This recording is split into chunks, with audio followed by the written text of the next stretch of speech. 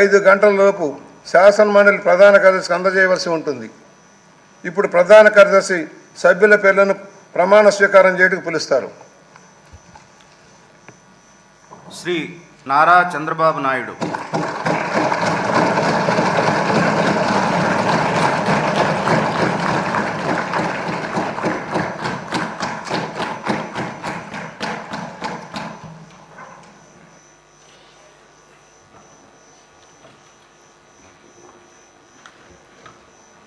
నారా చంద్రబాబు నాయుడు అనే నేను శాసనసభ సభ్యునిగా ఎన్నిక అయినందున శాసనం ద్వారా నిర్మితమైన భారత రాజ్యాంగం పట్ల నిజమైన విశ్వాసం, విధేయత చూపుతానని, భారతదేశ సార్వభౌమాధికారాన్ని, సమగ్రతను కాపాడుతానని, నేను స్వీకరించబోయే కర్తవ్యాన్ని శ్రద్ధాశక్తులతో నిర్వహిస్తానని దైవ సాక్షిగా ప్రమాణం చేస్తున్నాను.